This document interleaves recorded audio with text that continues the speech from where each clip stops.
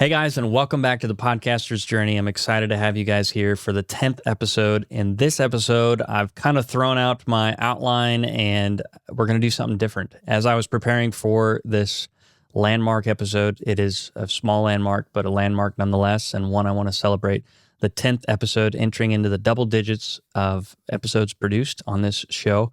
I was like, you know what? I set out to make this an open diary and a journal of my experience as a podcaster.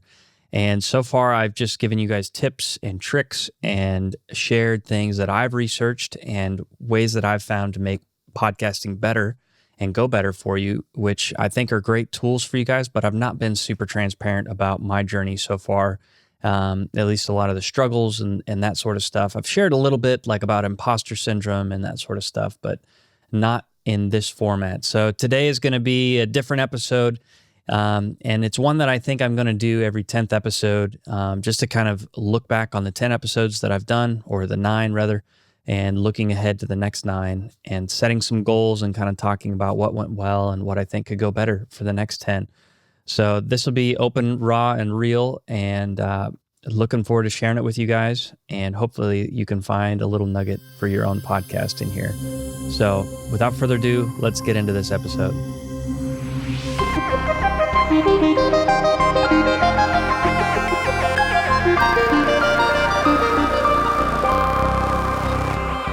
Okay, well, let's dive into this episode. I'm not even sure what to call it. We'll come up with a unique name in the future, but for now, it's just an off-script episode. And we'll get back to the regular routine and plan that I have here after this episode.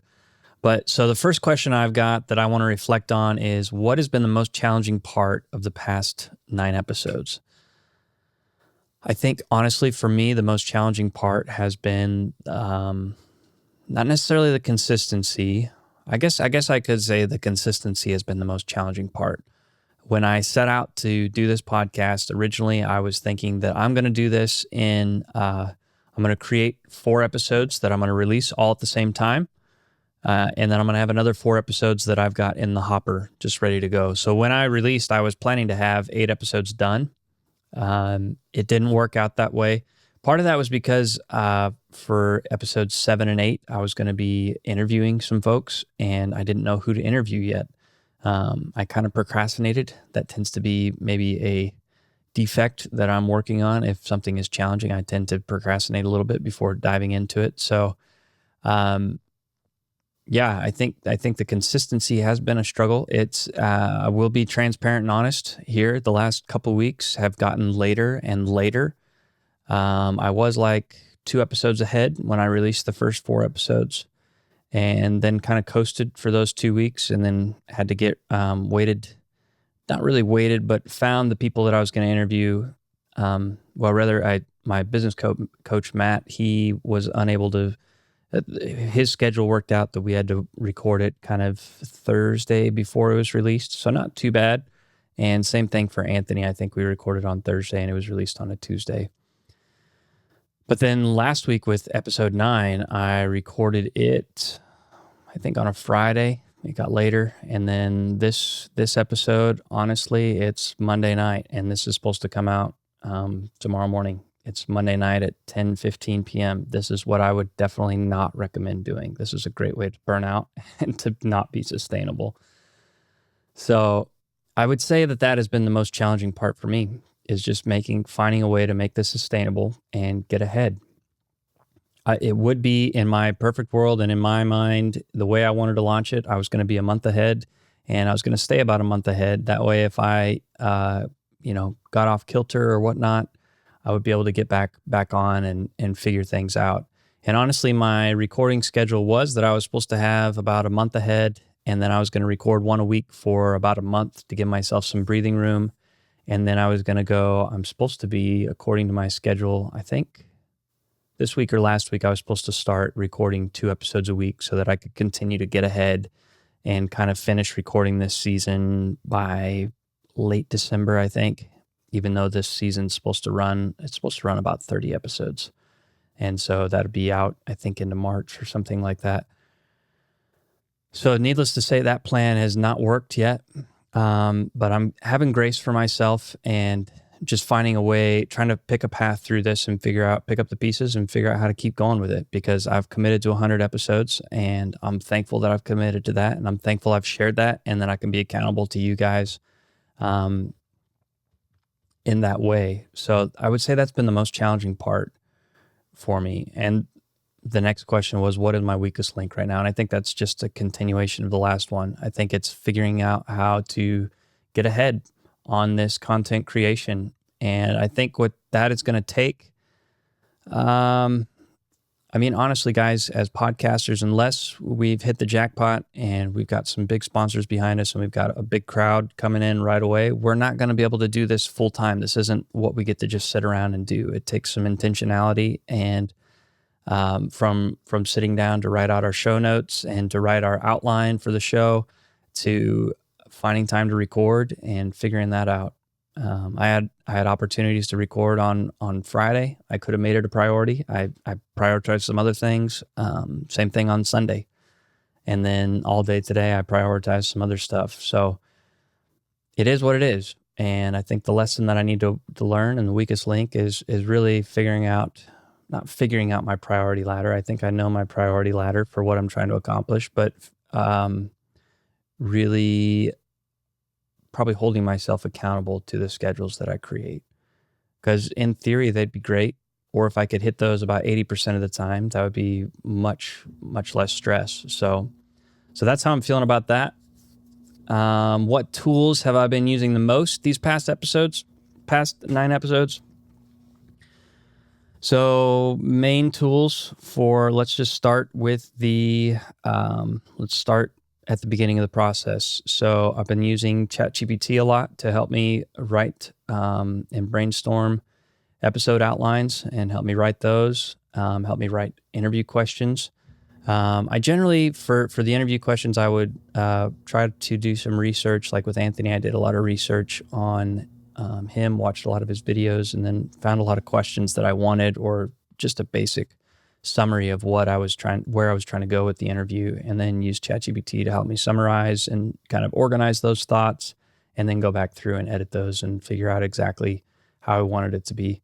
So that would be at the front end of the chain of creation, using ChatGPT. From there, moving in here into the recording system, I'm just using my iPhone 15 and using Final Cut Pro camera, and fantastic. I'm loving working this workflow of the microphone feeding directly into the phone and recording on Final Cut Pro camera. I don't have to do any audio video sync later. It's all just synced up perfectly, and I can just throw that directly in from there to Final Cut Pro. And from there, I add all my transitions and music and everything. And then from there, I export an XML, go over to Logic Pro, do some audio editing, make sure that I'm happy with that. Inside of Logic Pro, I send it over to Isotope RX and do some audio cleanup. Just make sure breaths, mouth noises, that sort of stuff is all cleaned up. And then back to Logic Pro, master it to the full standard volume, and then back to Final Cut Pro to export it. So this might be more information than you guys need to know, but I'm just diving in. I don't want to miss any tools. So from there, I export the video and upload it to my distributor. I purchased Hubhopper through, I got a lifetime deal on that through appsumo.com. If you're not there on AppSumo, it's a dangerous place. Let me preface it with that. It's a great place to find lifetime deals on software, which is hard to find. But the downside is you could spend a lot of money in a hurry there. So just be careful. Know what you're trying to buy before you get there. Don't just go there if you have a tendency to spend some money on tools and software. So I upload it there, and that is what I use to schedule and send it out to all the audio platforms, Spotify, Apple Music, and so on and so forth, and upload it to YouTube as well. I also upload it to Riverside for the transcription and get the whole transcript for the episode, and then run that through ChatGPT, the transcript through ChatGPT. And I built out quite a big prompt that I can launch with just a single phrase or word, and ChatGPT gives me a lot of the text assets from the podcast to help me post. So like I've got a YouTube template that it spits out every time and kind of writes the show notes and that sort of stuff. I go through and tweak all that and then post it all everywhere I need to go. From there, I upload the actual video to Opus Clip as well. And that repurposes it into my shorts for social media. So that is kind of the front to back. There's more to it than that. If you, I don't have it finished yet, but I am working on creating a custom ChatGPT to help podcasters with that whole prompt of kind of using the transcript to build out their stuff. So if that's something you're interested in using, definitely hit me up. I'd be happy to share it with you if I've got it done. It should be done here definitely within the next 10 episodes, I would think. So if you're coming into this in a couple months after it's been published, reach out. I mean, even still, if you want it, just reach out to me and be happy to keep you on a list and let you know once it's finished. Because it's been a helpful tool for me, and that's what I'm doing this for, is to figure out what tools I can make to help you guys out and what experience I can have that can make your life easier. So definitely reach out if that's a tool that you think would be helpful. So a lot of editing tools and then a few AI tools to help me kind of repurpose things. I think that's kind of the gist of it. There is another AI tool that I started using recently. I used this one on Anthony Doe's episode. Anthony was wearing some headphones that kind of came down, and there was a little bit of rustle on. I think the microphone was in one of the cables, and it was rustling when he would move his head on his jacket. And I didn't notice it until about probably like 3/4 of the way through the episode. And at that point, like, you can't stop the episode and say something about it at that point. So I was like, well, I've got Isotope RX, and that's a pretty powerful audio cleanup tool. So I should be able to kind of capture that and take it out. And honestly, you probably could. I mean, I know for sure I could have gone through and captured every single one and kind of, for lack of a better term, photoshopped that sound out of the audio. But that would have been a lot of work to go through literally second by second and pick that out. So I messed around with it for quite a while, and then started reading several forums, and from there came across Adobe Podcast from Adobe, which is I think it's brand new AI model they have that does audio cleanup, and it's like $10 a month. And I got to tell you guys, it is super powerful. So if you're not at a place, if you don't have a good studio setup with audio, with sound absorbers, and you're in an echoey room or even a noisy environment, and you don't have a great microphone, great place to capture, honestly, that tool cleans things up really, really nicely. I use it for one of my clients who interviews a lot of folks, and a lot of times they don't have a professional setup, the people he's interviewing, and a lot of times they're in an echoey room or a gargly kind of internet sound, and it really turns their audio quality around a ton. So I've just been super impressed with that tool. The one downside to that tool is sometimes it leaves a gurgly sound that's really kind of incomprehensible. That's usually from the other track. Like, so in the instance of this client who interviews people, when the actual guest is silent, but the interviewer is asking a question or speaking through the headphones, it might be picking up in the mic a little bit on the guest side. And so that is caught by the AI, and the AI, for whatever reason, isn't taking it out, which I would have thought it would have, since it's at a lower volume than the actual guest speaking, but it's trying to kind of master that audio. So if you do use it, just be leery of that part.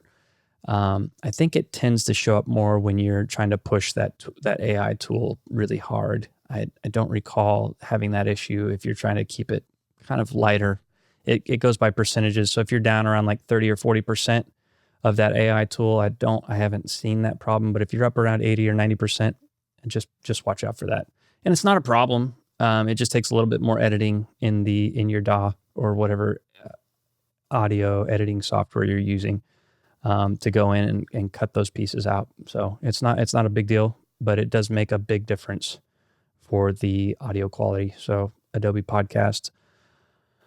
I'd say those are all the tools I'm using right now to make this happen. Obviously, Canva for thumbnail art. Adobe Podcast also has like a thumbnail creation thing that I've been playing around with, and I might update the thumbnail art here in the future, maybe in this next 10 episodes. We'll see. That's not a priority, but it's something that I might check out and I might do. Yeah, I think that's all the tools that I've been using. So we'll see if how those change or if anything changes over the next 10 episodes. I'll be excited to come back to that question. What has been the most fulfilling aspect of creating content for this podcast so far? Honestly, guys, I think the most fulfilling part has been connecting with some of the listeners. And that may sound super cliche, but I've talked about in previous episodes how I love to help people. And so being in a place where you're positioning yourself to set things up to help people has been super, super rewarding. I've been able to jump on a couple Zoom calls with some folks and talk about their podcast and talk about their niche and figuring out a couple strategies in that regard. So I've been excited about that, and I'm excited to continue to do that. One thing coming down the pike is that my business coach has challenged me to start a podcast cohort, and that's something that's in the works right now, and that I'm actively working on with some folks, and that'll come up here and again in a few questions. I'll talk more about it, but essentially I'm really excited for the opportunity to work with some of these people and to help them launch their podcast, and just to see all these theories and tools and workflows that I've been working on here in my own podcast and with clients' podcasts over the last couple of years. I'm excited to apply them and see how they work for other people, because that's really where the rubber meets the road. And I get to see how much this is, if it's actually working, or do I need to go back to the drawing board on some of these things? And that's what this whole podcast and this journey is about, is taking this for a test drive and seeing what works and what doesn't work, and figuring it out together. So that's been the most fulfilling aspect of this whole journey so far. How has my perspective on podcasting changed? I think for this question, I think it's still in the process of shifting, but I tend to be someone who likes to just dive into the deep end of things and feel like, okay, so story time, for instance. I think this will explain it better. When I moved to Nashville as a 24-year-old, pursuing my dream of becoming a world-famous musician and artist and songwriter, my mindset was such that I believed, this is what I believed. I was like, I'm going to move to Nashville. I'm going to go to all the networking events. I'm going to meet all the right people. And within a couple of years, I'm going to be famous, because I'm talented and I'm going to meet the right people. And it was a wake-up call when I got there, honestly. But I say all that because I think that's how I still try to live my life. I'm like, if I can find all the right shortcuts, if I can find all the right people to talk to, if I can get the right mentor, if I can get the right coach, everything in my life is it's all gonna work out perfectly, exactly how I've got it planned. And podcasting is, I think, a great place to experience and to experiment with that, and to dive into that, because it's just like the rest of life. Most of life takes a lot of time. It takes relationships. It takes, it's like a garden or a tree. It takes time to grow roots. It takes time to develop. It takes time to grow into something. And it's not a quick fix or a get rich quick scheme. And so I think when I started, I thought, hey, I'm just going to share all this stuff, and it's going to be super helpful, and it's going to take me exactly where I need to go with my career, and develop this whole business that I can help other people. And it very well may turn into that. It very well could grow into that. But after I've gotten into it, and especially after I had a conversation with Anthony a couple episodes ago. I've been kind of rethinking things, and really diving into storytelling, or wanting to dive into storytelling and do a better job at storytelling. So yeah, I think that's how my perspective has changed. Maybe not changed, maybe shifted, or been reminded of lessons I've learned in my life that are hard for me to unlearn. I don't know where that comes from. Maybe from, I don't know. I remember as a kid working at my grandfather's sawmill. Growing up, that's where I worked in the summers, and got an excellent work ethic and life experiences there while I was there. And I think when I was a kid, I was making, I don't know, $4, $5, $6 an hour, something like that. But I would read the newspaper every week, and it would have all these ads about work from home and how much you could make. Like, I don't remember, $500 a week or something. Like, that would have been a ton of money for a kid back then, that's a kid that's like 12 years old. And I,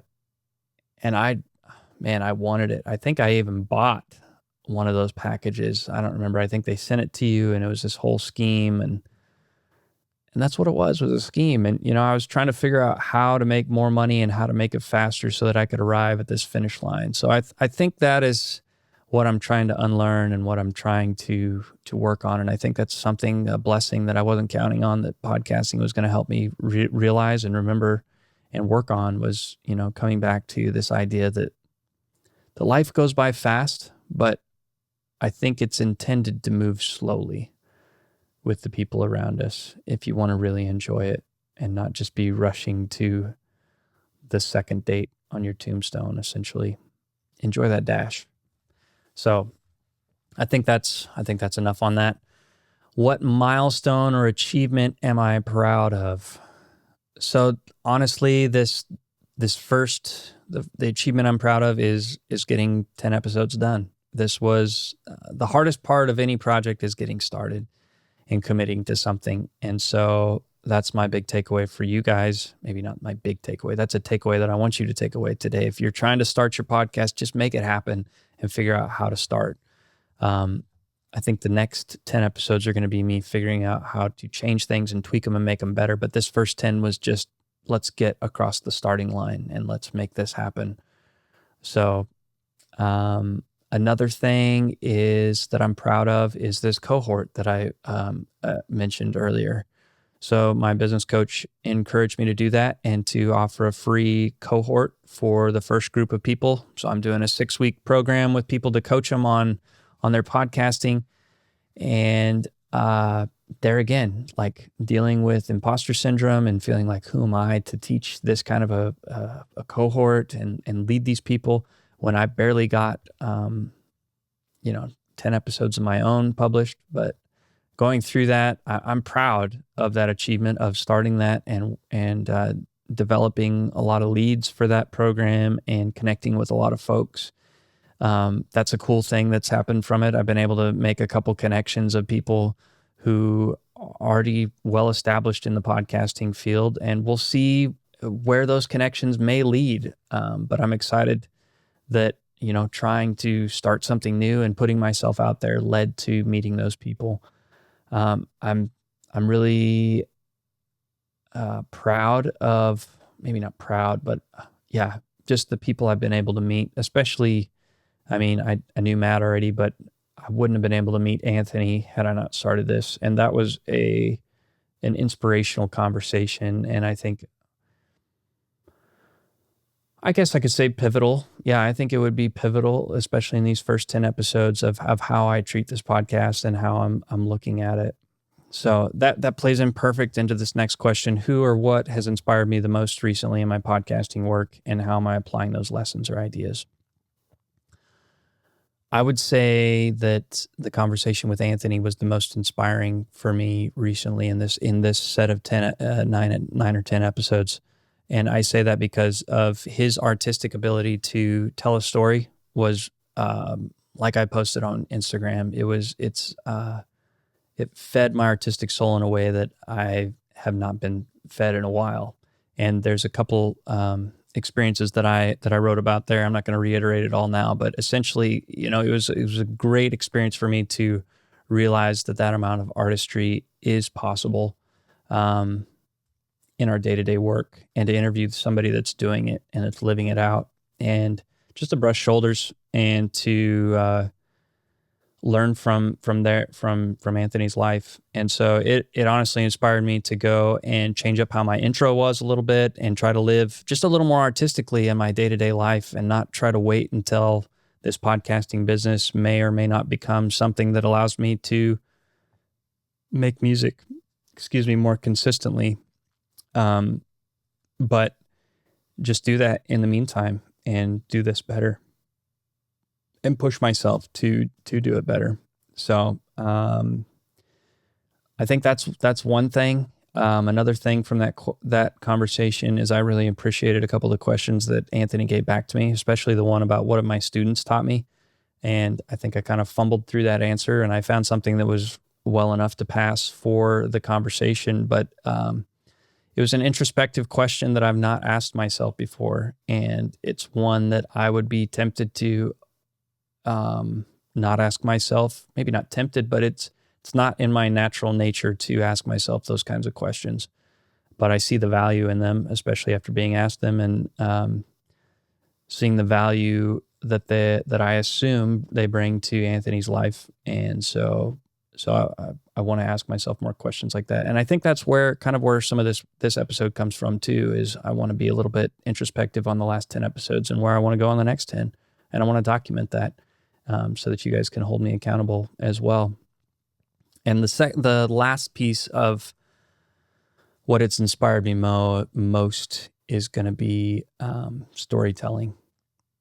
And so that leads into the last question. What goals do I have for the next 10 episodes? Is I want to work on storytelling. So if this last chapter was getting started in this podcast, this next chapter, the next 10 episodes are going to be me working on better storytelling.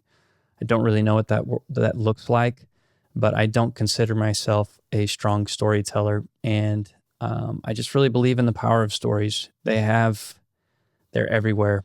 And I think that's going to be really beneficial for me to figure out how to be a better storyteller, especially as what I want to spend my time doing after this business becomes developed is songwriting. Like a huge part of songwriting is telling a good story. So I want to start developing that skill now and work on that through podcasting. And not just for the benefit of me and myself, but also to invite you guys along on that journey as well. Because if you guys can develop that skill, it's going to take you further too. So I'm not going to go so far as to say take notes from me, because I don't consider myself a good storyteller, but I would encourage you guys to critique my storytelling and see how it grows and what it turns into over the next dozens and dozens of episodes. I am excited to see where it will be at episode 100. I don't know how much change we'll see in the next 10 episodes, but it is something that I want to intentionally focus on for the next 10 and continue to carry on from there. So that kind of wraps it up for this episode. I do want to end off with a little bit from Russell Brunson's book, Expert Secrets. What kind of started this whole thing, I guess I could try to tell a story about it to end off. Last fall, I was working with a podcasting client, and he saw what I was trying to develop here with podcasting and trying to develop a little bit of a business out of this, as far as editing and just trying to make a better income for my family through podcasting and helping podcasters. And so he has a friend who's a well-established entrepreneur who's done well for himself financially and who's a real marketing whiz, I would say. And so my client said, "Hey, Kaleb, I want you to go meet with my friend and have lunch with him. I think that could be helpful." And so his friend agreed to meet with me, and he recommended that I read the book Expert Secrets by Russell Brunson. And that was, I think, last December or something. And the part that, as I was working through there, that really stood out to me, Russell talked about him essentially podcasting, I guess you could say, every day. I think it was actually a podcast, but he would record himself on his phone and just upload it. And so what really captivated my attention in that story was that he challenged his readers to just try that. And he said, if you can share your voice and your story every day for a year, if you can publish every day for a year, you'll never have to worry about money problems again. And so I was like, okay, I'm going to do that. And so I set out at the beginning of this year on January 1st to record myself every day in a story format, story on Instagram, and share it, just at least one story. And I made it like through middle of May, and then I fell off a little bit, and I tried to jump back on in June, and had some difficult personal things happen in July, and really dropped off there. And I was so proud of myself of the progress I was making in sharing every day on there. And it was bringing a few opportunities. I got approached by some folks and had some conversations that I don't think would have happened had I not been sharing on Instagram. And so I see the value in it. And I kind of wish that I had stuck it out and stuck through it. But I do feel like this podcast has kind of flowed out of that. It's not posting every day like I was there. And I need to think about it, but maybe I could start posting on Instagram on stories every day again. It could be a good challenge to finish out the year with, but that's neither here nor there. All that to say, I just feel like that challenge has morphed into this podcast. And Russell shares that during the process, quote, you will have your voice and your audience. During the process, you will find your voice and your audience will have time to find you. So I just want to encourage you guys, if you're out there working on things, actually, let me back up. So he says that, and then he quotes one of Russell's friends, Nathan Barry, who wrote a blog, Enduring Long Enough to Get Noticed is the name of the blog. And he talks about how many great TV shows have you discovered in season 3 or later? And Nathan, in his blog post, is talking about, I started watching Game of Thrones after they had released 5 seasons. And Pat Flynn had released at least 100 episodes of his podcast before I even knew he existed. So all that to say, guys, I just want to encourage you as you're on your journey. I've met a lot of people over the last week trying to develop this podcast cohort. And a lot of them are talking about the main thing they want is they want a larger reach with their audience, and they want more people listening. And a lot of them that I've interviewed over Facebook Messenger and through the application that I developed are like, 20 to 30 episodes into their podcast. And when I ask them their stats, they're generally saying that they're the research that I've done, around 140 episodes in a month is like an average podcast stat. And most of them are hitting right there in that average zone. So all that to say, guys, I just want you to take time and remind myself to take time to let this podcast grow legs, let your podcast grow legs, let it grow the life of its own, and give it space to breathe. Figure out a way to be sustainable, to get it across the finish line of that 100 episode mark so that people can discover what the good work that you're doing. The other thing that a lot of people have mentioned that they want to do is monetize their podcast. And yeah, this may be controversial, but maybe, if you're in your 10th, 20th episode of your podcast, that might not be the goal that you should have for your podcast. It might be that you should figure out how to tell better stories. It might be that you need to work on your workflow. It might need to be that you need to work on your avatar listener, your ideal listener base. So that's my 2 cents. I think there's a time and a place to figure out monetization, and maybe it's a good idea to have monetization as an in-game goal, but to be interested in it at this point, I think there's so many other things that we can be doing with our podcast than trying to figure out how to make money off of it right now. I know I fall prey to this very often, of trying to figure out how to make money off something very quickly. And so maybe I'm preaching to myself here, because part of the reason I'm doing this is as a business to find people who I can help and monetize my skills in that way. Not monetizing the podcast, so to speak, but the listeners who may be listening.